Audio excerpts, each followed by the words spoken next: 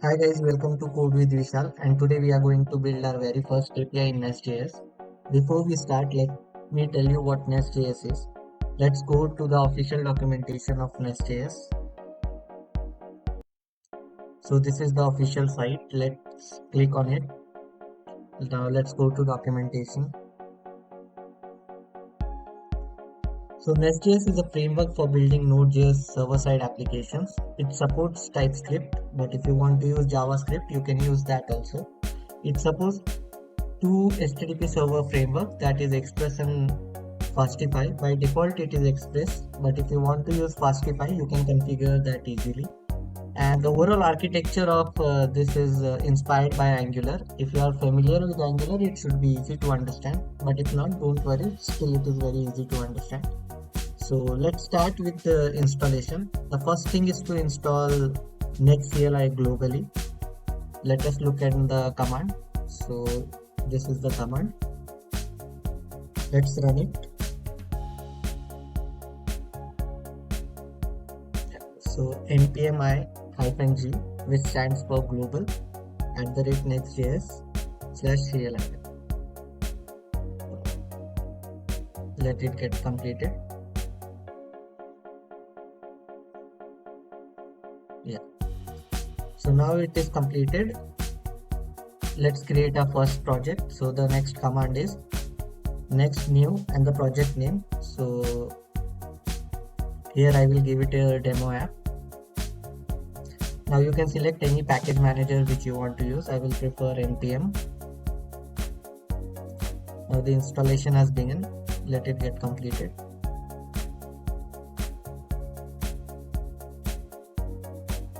Yes, now it is done.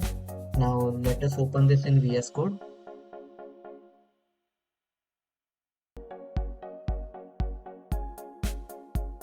Now let me walk you through the folder structure. So the outer file which you see, these ones, these are all for configuration and installing any npm libraries. Now let's go to source folder.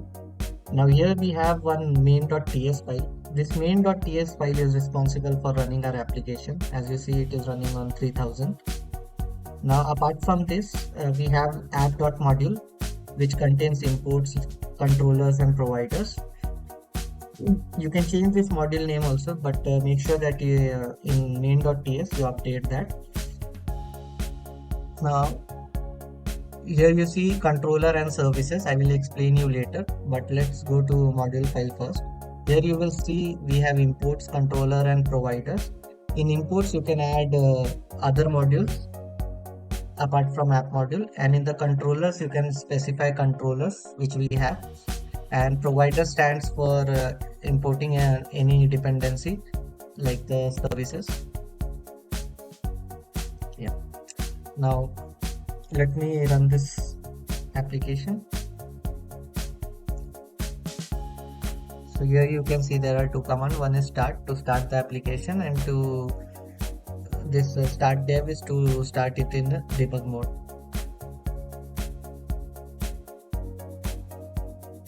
So our application is started successfully. Now let me open Postman.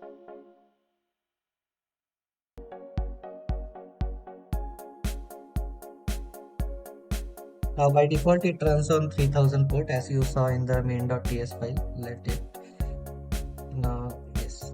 So as you see, the output is hello world. Now from where does this hello world comes is, let's go to the controller file. In controller you can see we have @get decorator. So this is our get endpoint, first endpoint. Now this is returning us that hello world. Now if you are familiar with Express, in Express it is route.use, and then you provide your controller file name. Sorry for the typo. Let me rerun it again. It is automatically written. Let me try once again. Yeah, route.use. So here you specify your path and then your controller. So similarly in this way we have our controller, and NestJs automatically takes that path whichever you define. So this is @get decorator, which tells NestJs that it is a get endpoint. If you try to hit a post endpoint, it will give us that it is not found because we haven't declared anything.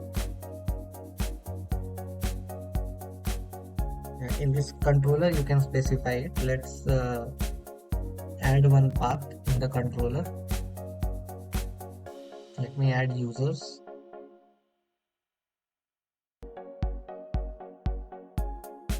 Slash user list. The slash is optional. Even if you don't write, NestJs automatically takes it. So now, as you can see, our path has changed and it is returning us hello world.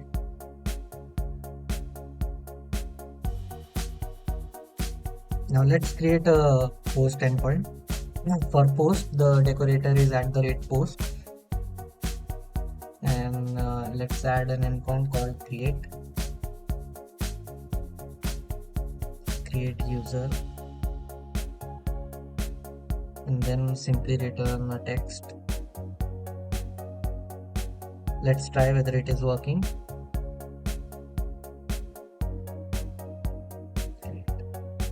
Yeah, as you can see, it is returning us the output. Now we have one service file. Now the main role of service file is to make any DB calls, do some post processing on the data. Now all things you can write in the controller itself, but it is a good practice to separate out the business functionality into the service file. So let's add one function here. So it is create user in DB.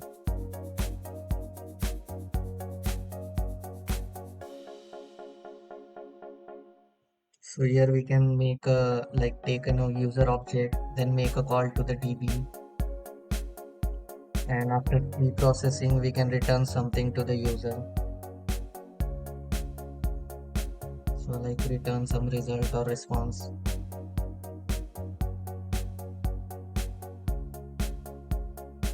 For now, let me simply return some text. Now let's go to controller. Now here if you see that service is already imported in the constructor. We are calling it as app service. So this dot app service dot our function name. Yeah, and here I will return the result directly. Now let's test this. So as you can see, it is returning create user. Now if you want to make use of express response and request object, so what you can do, you can add a decorator called @res, which needs to be imported from NestJs common. Then we have a key called nest, and this response is from the express. As you can see, we have imported it from express. Now in similar fashion, which we do in the express, we can do the same here. That is response.status, where we can send the status. So for post it is 201, and then the JSON.